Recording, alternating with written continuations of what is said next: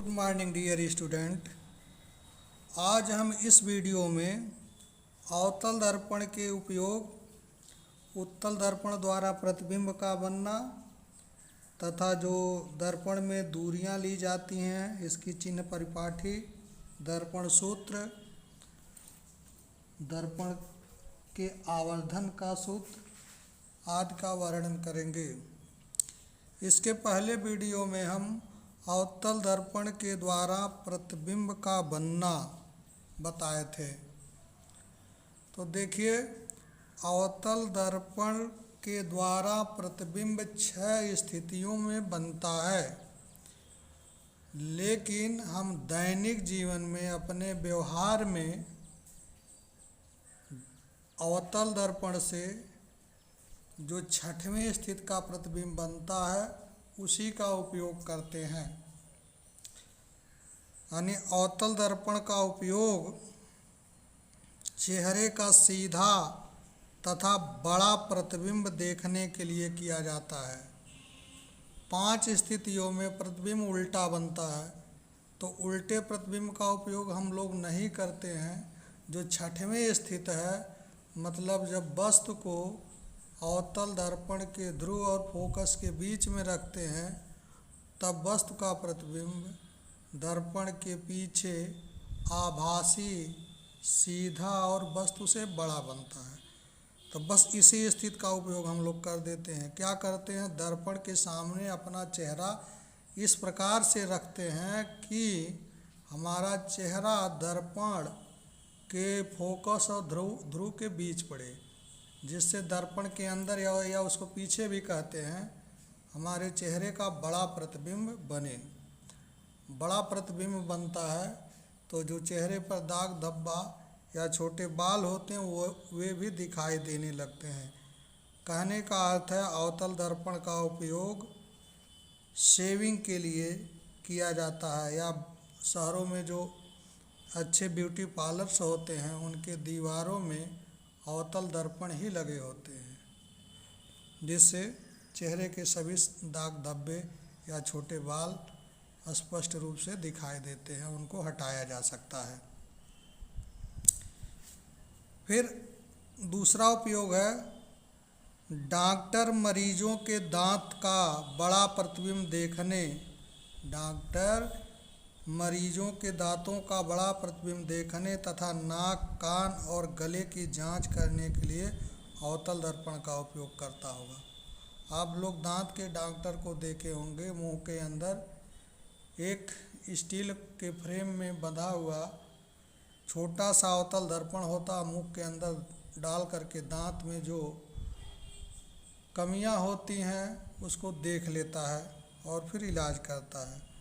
इसी तरह से नाक, कान, गले की जांच भी अवतल दर्पण के द्वारा की जाती है।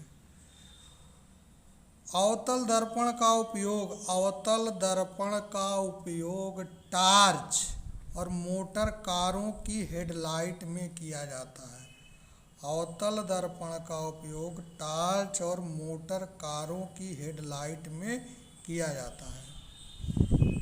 तो देखिए, जो पीछे की तरफ होता है, इस तरह से हम बता रहे हैं, ये ऐसे मान लीजिए, ये इस तरह से हेडलाइट होती है ऐसे, तो ये है अवतल दर्पण नहीं होता, ये ऐसे टार्च है, इस तरह का ये टार्च है। तो ये अवतल दर्पण, ये वाला जो है अवतल दर्पण चमकीला बनाया जाता है, ये अवतल दर्पण है। और जो बल्ब है इसको हम इस प्रकार से सेट करते हैं ताकि इसका फिलामेंट फोकस पर पड़े, और जब फोकस से प्रकाश की किरण ऐसे पीछे की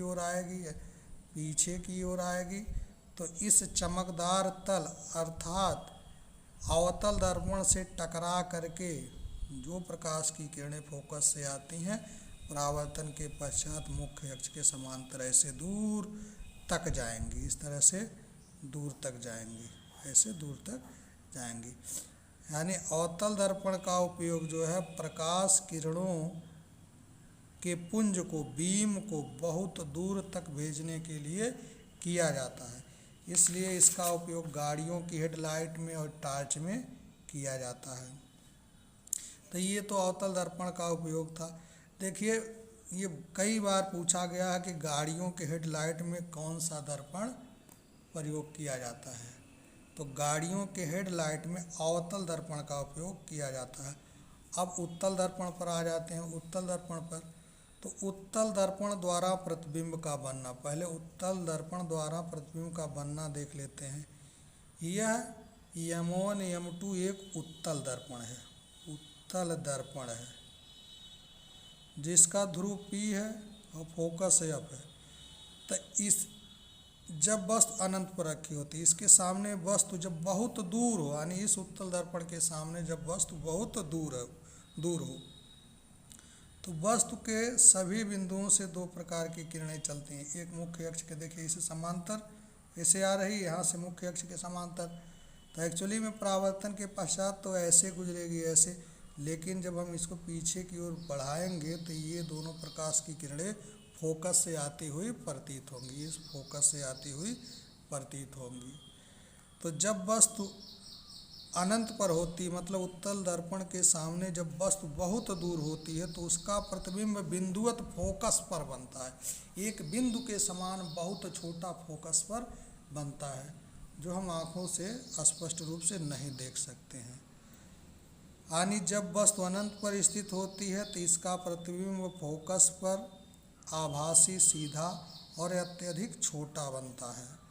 अब दूसरा इसका कंडीशन है जब वस्तु अनंत और दर्पण के ध्रुव के बीच होती है। दूसरा कंडीशन देख लीजिए, यहाँ पर है, ये है जब वस्तु अनंत, इधर अनंत है यहाँ अनंत है, ये ध्रुव के बीच में स्थित होती है, तो इसके प्रत्येक बिंदु से दो प्रकार की किरण चलती है। एक जाती है मुख्य अक्ष के समांतर, जो परावर्तन के पश्चात इस दिशा में गुजरेगी, लेकिन जब हम यहाँ से देखेंगे तो हमको प्रतीत होगा कि ये फोकस से होकर के आ रही है। दूसरी किरण जाती है वक्रता केंद्र की ओर, वक्रता केंद्र की ओर, लेकिन ये परावर्तन के पश्चात इसी मार्ग से वापस होती है। तो ये दोनों किरणें यहाँ पर ध्रुव और फोकस के बीच में काट रही हैं।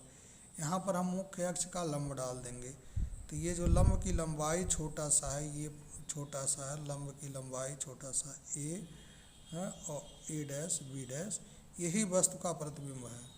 तो ये भी बहुत उपयोगी का स्थिति है। यानी जब वस्तु अनंत और दर्पण के ध्रुव के बीच रखी होती है तो वस्तु का प्रतिबिंब आभासी, सीधा, ध्रुव और फोकस के बीच में बनता है, प्रतिबिंब वस्तु से छोटा होता है। तो देखिए इस कंडीशन का उत्तल दर्पण के इसी कंडीशन का उपयोग हम अपने दैनिक जीवन में करते हैं। अब उत्तल दर्पण का उपयोग देख लीजिए। नंबर 1, उत्तल दर्पण का उपयोग मोटर, कारों और ट्रकों में ड्राइवर के सीट के बगल में, जो ऐसे पीछे ऐसे लगा होता है, ड्राइवर के सीट के बगल में पीछे के दृश्य को देखने के लिए लगा होता है। ड्राइवर के सीट के बगल में जितनी भी गाड़ियाँ होती हैं तो आप देखेंगे एक दर्पण लगा होता है। उस दर्पण में प्रतिबिंब हमेशा छोटा बनता है, यानी ड्राइवर पीछे के दृश्य को देख लेता है। अगर पीछे बड़ी से बड़ी वस्तु, ट्रक, अगर ये जीप है और पीछे ट्रक आ रहा है, तो जीप का ड्राइवर उसी दर्पण में छोटा सा प्रतिबिंब ट्रक का देख लेगा और साइड दे देगा। मिला जुला करके कहने का मतलब है, जितनी भी गाड़ियां होती हैं पीछे के दृश्य को देखने के लिए ड्राइवर के सीट के बगल में उत्तल दर्पण लगा होता है। ये बहुत इम्पॉर्टेंट है, बहुत बार पूछा गया है। फिर उत्तल दर्पण का दूसरा प्रयोग है। उत्तल दर्पण का जो दूसरा उपयोग होता है, चौराहों पर या सड़क के किनारे जो लैंप होते हैं उसमें देखिए क्या होता है, ये इस तरह का उत्तल दर्पण लगा दिया जाता है और बल्ब ऐसे लगाया जाता है। एक मिनट, ये है उत्तल दर्पण, यहाँ पर बल्ब लगा दिया जाता है और प्रकाश ऐसे जाता है, प्रकाश फिलामेंट से प्रकाश निकलता है, इस तरह से जाता है, ऐसे जाता है और टकरा करके बहुत बड़े क्षेत्र में ऐसे परावर्तित होता है। तो चौराहों पर लगे लैंपों या सड़कों के किनारे लैंपों में उत्तल दर्पण का प्रयोग होता है ताकि प्रकाश बहुत अधिक क्षेत्र तक फैल सके। तो याद रखिएगा, उत्तल दर्पण का दो प्रमुख उपयोग है। मोटर गाड़ियों में ड्राइवर के सीट के बगल में पीछे के दृश्य को देखने के लिए, और सड़कों तथा बाजारों में लगे प्रकाश लैंपों में परावर्तक तलों के रूप में किया जाता है। ये हो गया। अब हम लोग देखते हैं, ये देख लेते हैं।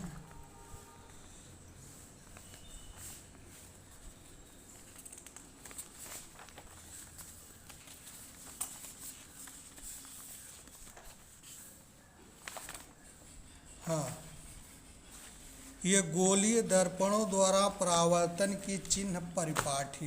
गोलीय दर्पणों द्वारा परावर्तन की चिन्ह परिपाठी। तो देखिए, गोलीय दर्पण जब कहा जाएगा तो आप उत्तल दर्पण और अवतल दर्पण दोनों समझेंगे। तो उत्तल दर्पण की जो फोकस दूरियां, उत्तल दर्पण की जो फोकस दूरी है या वक्रता केंद्र है, या जो प्रतिबिंब की दूरी है, या दर्पण से जो वस्तु की दूरी है, इन दूरियों के चिन्हों को लेने के लिए हम लोग निर्देशांक ज्यामिति के चिन्ह परिपाठी का उपयोग करते हैं, और इन्हीं चिन्हों की सहायता से जो आंकिक प्रश्न है उसको लगाते हैं या दर्पण के सूत्र का निगमन करते हैं। तो ये गोली दर्पणों द्वारा परावर्तन में चिन्ह परिपाठी कैसे ली जाती है, उसके नियम क्या है, हम बता रहे हैं। तो देखिए, पहली बात तो जो चिन्ह परिपाठी है वो निर्देशांक ज्यामिति मतलब कार्तीय तल के नियमों के अनुसार ली जाती है। यह एक अवतल दर्पण बना देते हैं हम। यह एक अवतल दर्पण है। यह एक अवतल दर्पण है, अवतल दर्पण है। फिर यहीं पर उत्तल दर्पण बना देते हैं। ये देखिए, उत्तल दर्पण है, उत्तल दर्पण है। तो चिन्ह परिपाठी के लिए क्या किया जाता है, जो ज्यामिति के नियम हैं उसका उपयोग किया जाता है। यहाँ पर भाई ध्रुव है, यहाँ पर भी ध्रुव है। अब यहाँ इसका वक्रता है,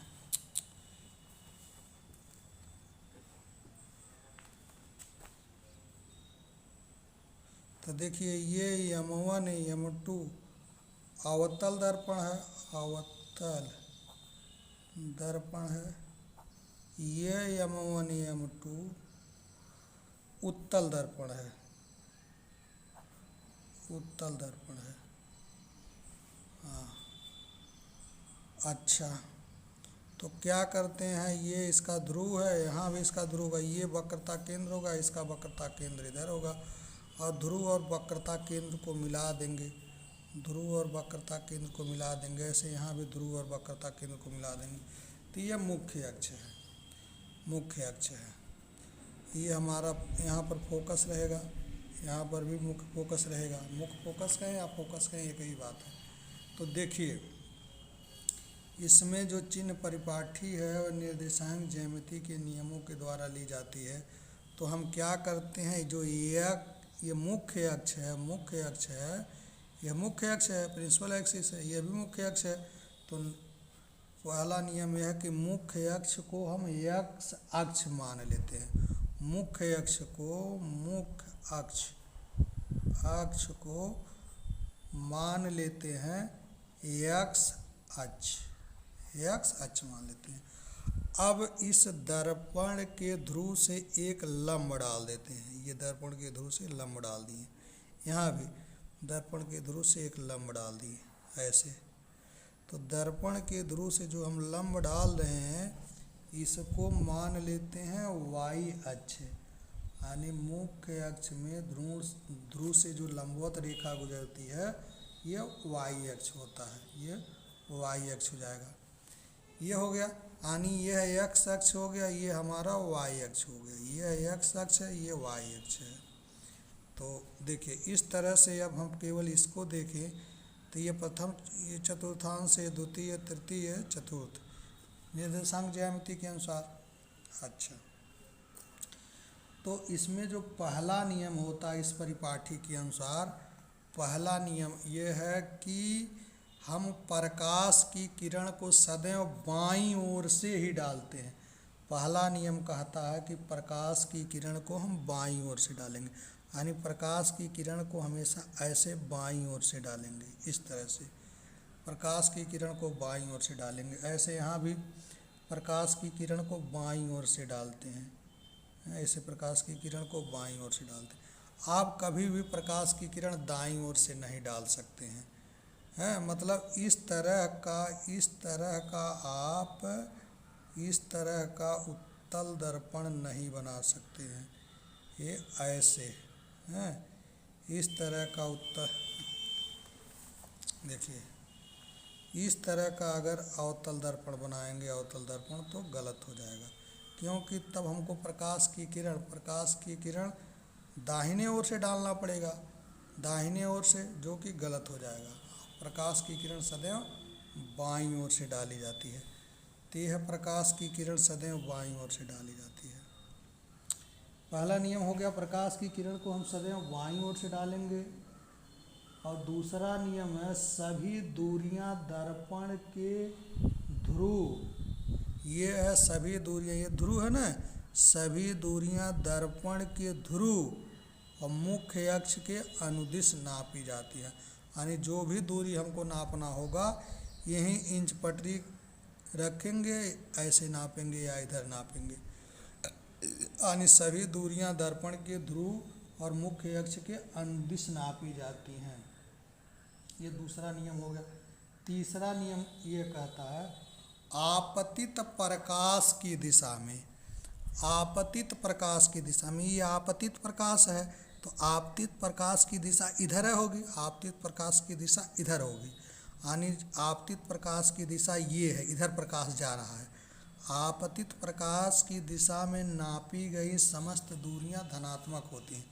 मतलब अगर हम इधर की दूरी नापेंगे, यहाँ से स्केल रख के इधर की दूरी नापेंगे, तो यह दूरी सदैव धनात्मक होगी। आपतित प्रकाश की दिशा में नापी गई दूरियां धनात्मक होती, देखिए आपतित प्रकाश यही है ना, तो आपतित प्रकाश की दिशा इधर है, तो इधर की दूरी यदि मुख्य अक्ष यहाँ से नापेंगे तो वह धनात्मक होगी। अगला नियम कहता है, चौथा नियम, आपतित प्रकाश की विपरीत दिशा। आपतित प्रकाश यानी आपतित प्रकाश की दिशा ये विपरीत दिशा है, यानी इस दूरी को आप नापेंगे आपतित प्रकाश के विपरीत दिशा में, इधर नापेंगे, इधर की दूरी, तो ये दूरी होगी ऋणात्मक। आपतित प्रकाश के विपरीत दिशा में नापी गई दूरी ऋणात्मक होती है। फिर अगला नियम है, मुख्य अक्ष के ऊपर, ये हमारा मुख्य अक्ष है, मुख्य अक्ष के ऊपर ऐसे, मुख्य अक्ष के ऊपर जैसे मान ली वस्तु ये है ना, तो मुख्य अक्ष के ऊपर ऐसे रखिए, मुख्य अक्ष के ऊपर नापी गई ये दूरी धनात्मक होती है। मुख्य अक्ष के ऊपर नापी गई दूरियां धनात्मक होती है। फिर मुख्य अक्ष के नीचे अगर ये दूरी हम नापेंगे, मुख्य अक्ष के नीचे की दूरी ये ऋणात्मक होगी। वही बात इसमें भी है, आपतित प्रकाश की दिशा में इधर नापी गई दूरी धनात्मक होगी, इधर नापी गई दूरी धनात्मक होगी। तो देखिए अगर मान लीजिए उत्तल दर्पण की फोकस दूरी की हम बात करें, कहें कि फोकस दूरी नापिए, तो यहीं पर स्केल रखेंगे और ऐसे नापेंगे, तो उत्तल दर्पण की जो दूरी है आपतित प्रकाश की दिशा में नापी जा रही, तो ये उत्तल दर्पण की फोकस दूरी धनात्मक होगी। जबकि अवतल दर्पण की फोकस दूरी हम इधर नापेंगे और इसके प्रकाश की दिशा ये है, तो ये अवतल दर्पण की फोकस दूरी ऋणात्मक होगी, क्योंकि आपतित प्रकाश के विपरीत नापी जा रही है। तो एक बार फिर हम बता देते हैं कि चाहे अवतल दर्पण हो चाहे उत्तल दर्पण हो, आपतित प्रकाश की दिशा में, आपतित प्रकाश की दिशा में ये दूरी नापेंगे। देखिए प्रकाश इधर आ रहा है, प्रकाश इधर आ रहा है, यानी बाएं से दाएं ओर जा रहा है, तो इस दिशा में ये दूरी नापेंगे तो ये दूरी धनात्मक होगी। आपतित प्रकाश के विपरीत दिशा में इधर नापेंगे, ध्रुव से इधर नापेंगे, यानी बाएं ओर नापेंगे, तो ये दूरी ऋणात्मक होगी, क्योंकि आपतित प्रकाश के विपरीत दिशा में है। मुख्य अक्ष के ऊपर की दूरी नापेंगे तो धनात्मक, मुख्य अक्ष के ऊपर की दूरी वस्तु की लंबाई होती है। मुख्य अक्ष के ऊपर की दूरी नापेंगे तो ये धनात्मक होगी, मुख्य अक्ष के नीचे की दूरी नापेंगे तो ये ऋणात्मक होगी। यह नियम जो है दर्पण में तो काम ही करता है, इसके अलावा यही नियम लेंसों में भी काम करता है। अब इसके बाद हम लोगों को पढ़ना है दर्पण सूत्र। तो देखिए जो दर्पण सूत्र है कक्षा 10 के सिलेबस में सीधे सीधे सूत्र का उपयोग करना है, निगमन नहीं है। यानी जो दर्पण सूत्र है इसका सीधे उपयोग करना है। अब चूंकि अगर निगमन हम करेंगे तो अवतल दर्पण के लिए, चलिए हम लोग अब देखते हैं दर्पण सूत्र। तो दर्पण सूत्र का केवल उपयोग करना है, इसका निगमन कक्षा 10 के सिलेबस में नहीं है, पहले था अब हटा दिया है। तो दर्पण जो सूत्र होता है वह अवतल दर्पण से भी प्राप्त किया जा सकता है और उत्तल दर्पण से भी प्राप्त किया जा सकता है, सूत्र एक ही निकलेगा। तो यहाँ पर हम लोग अवतल दर्पण से दर्पण का सूत्र देखते हैं। यानी जो दर्पण सूत्र है हमारा दर्पण सूत्र, इसको हम अवतल दर्पण से देखते हैं। M1 M2 एक अवतल दर्पण है और इसका ध्रुव P है, वक्रता केंद्र जो है वक्रता केंद्र C है, वक्रता केंद्र C है, वक्रता केंद्र C है। और एक जो वस्तु है, एक वस्तु यहाँ पर रखी गई है अनंत और वक्रता केंद्र के बीच में ये वस्तु रख दी गई है, ये वस्तु है। तो देखिए दर्पण से जो वस्तु की दूरी है, दर्पण से वस्तु की दूरी ये है, मान लीजिए वस्तु AB है, AB ये दर्पण का ध्रुव है, दर्पण का ध्रुव है। दर्पण से वस्तु की दूरी, दर्पण से वस्तु की दूरी PB है, यह P और B, दर्पण से वस्तु की दूरी PB है।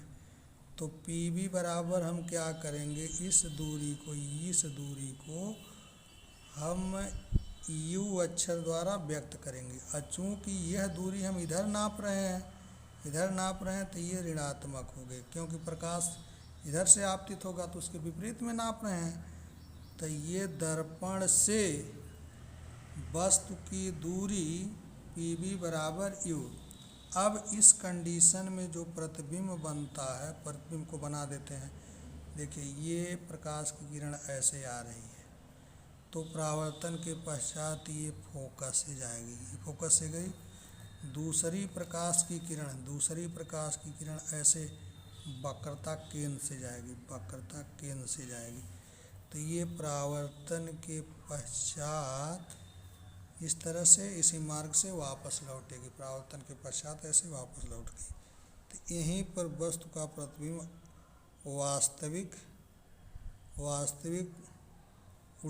वास्तविक और उल्टा बनता है। वास्तविक प्रतिबिंब हमेशा उल्टा होता है। ये आई डैश जो है इमेज है, कहाँ पर बन रहा है, वक्रता केंद्र और फोकस के बीच में ये बन रहा है। यहाँ देखिए दर्पण से प्रतिबिंब की दूरी, दर्पण से प्रतिबिंब की दूरी ये हो जाएगा हमारा PI, यही है दर्पण से प्रतिबिंब की दूरी PI। तो यह भी देखिए प्रकाश ऐसे आपतित हो रहा है, हम विपरीत नाप रहे हैं और इसको डिनोट करते हैं V से, तो -V हो जाएगा। दर्पण से प्रतिबिंब की दूरी -V हो गया।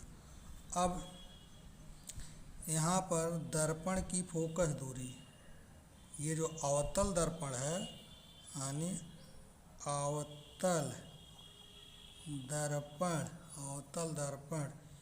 की फोकस दूरी PF बराबर -F।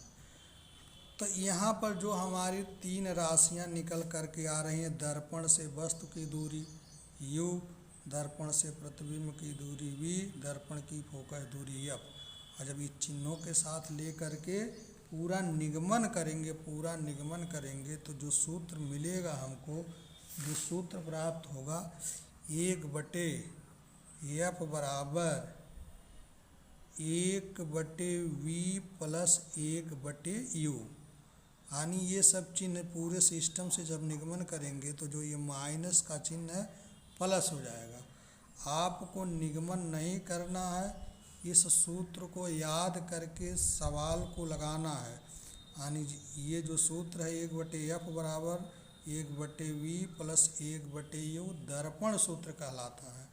और यही सूत्र उत्तल दर्पण से भी निकलेगा, अवतल दर्पण से भी निकलेगा। तो यहाँ पर f क्या है, अवतल दर्पण या उत्तल दर्पण की फोकस दूरी है। v क्या है, दर्पण से प्रतिबिंब की दूरी है। u क्या है, दर्पण से वस्तु की दूरी है। तो इस सूत्र को रट करके याद करके हमको सवाल को लगाना है।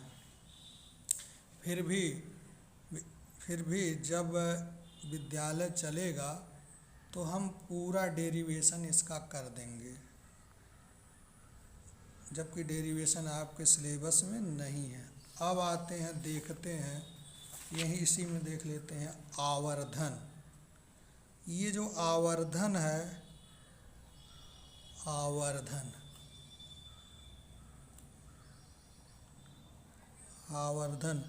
मैग्निफिकेशन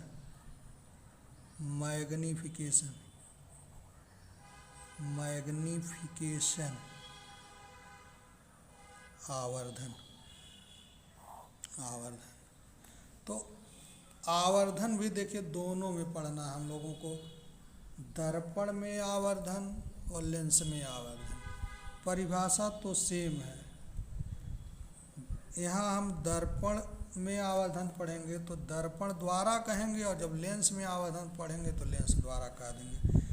दर्पण द्वारा बने किसी वस्तु के प्रतिबिंब की लंबाई, जैसे देखिए इस दर्पण द्वारा, अवतल दर्पण द्वारा बने इस प्रतिबिंब की लंबाई, और ये वस्तु है, वस्तु की लंबाई का जो अनुपात होता है उसी को हम रेखीय आवर्धन कहते हैं। आवर्धन या रेखीय आवर्धन कहते हैं। एक बार फिर परिभाषित हम कर दें, दर्पण द्वारा बने किसी वस्तु के प्रतिबिंब की लंबाई तथा वस्तु की लंबाई के अनुपात को प्रतिबिंब का रेखीय आवर्धन कहते हैं। तो देखिए यहाँ पर ये जो है रेखीय आवर्धन यम अक्षर द्वारा प्रदर्शित किया जाता है, यम अक्षर द्वारा प्रदर्शित किया जाता है।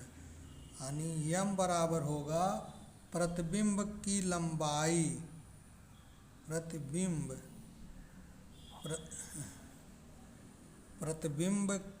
की लंबाई, प्रतिबिंब की लंबाई यहाँ पर आई डैश है, और बटे वस्तु की लंबाई, तो प्रतिबिंब की लंबाई और वस्तु की लंबाई हमारा यहाँ पर ए बी है, वस्तु की लंबाई ए बी है। प्रतिबिंब की लंबाई और वस्तु की लंबाई, ये प्रतिबिंब की लंबाई है या वस्तु की लंबाई। प्रतिबिंब की लंबाई और वस्तु की लंबाई को ही हम रेखीय आवर्धन कहते हैं।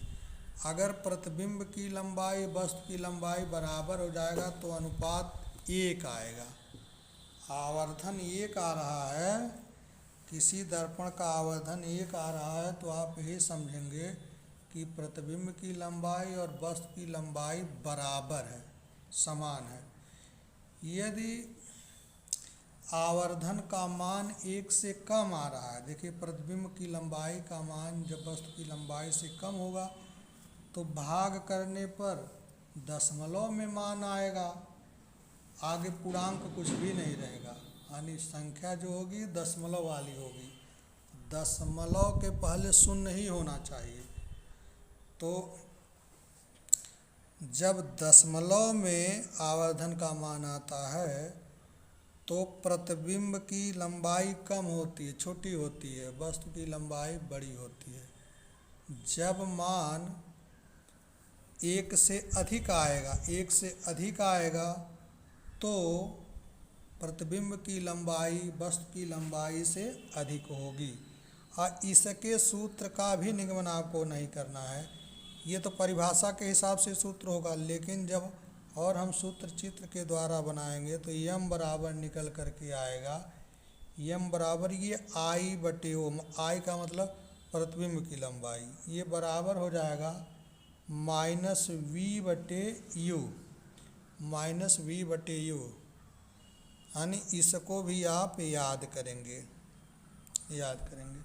तो इस तरह से आज अवतल दर्पण, उत्तल दर्पण, प्रकाश का परावर्तन खत्म हो गया। अब आंकिक प्रश्न केवल सॉल्व करना है, हल करना है। तो देखिए, अगर आप फिजिक्स पढ़ते हैं, भौतिक विज्ञान पढ़ते हैं, केवल सूत्र और परिभाषा रट लेते हैं तो भौतिक विज्ञान पढ़ना एकदम बेकार है। भौतिक विज्ञान पढ़ना तभी सार्थक होगा जब उसके आंकिक सवाल, मतलब आंकिक प्रश्न को हल कर लेते हैं, क्योंकि भौतिक विज्ञान की भाषा ही गणित होती है। यानी जब इसके सवाल को लगा लेंगे तभी ये समझा जाएगा कि आप भौतिक विज्ञान अच्छी तरह से समझते हैं। तो अगले वीडियो में हम लोग इस चैप्टर के आंकिक प्रश्नों को हल करेंगे। धन्यवाद।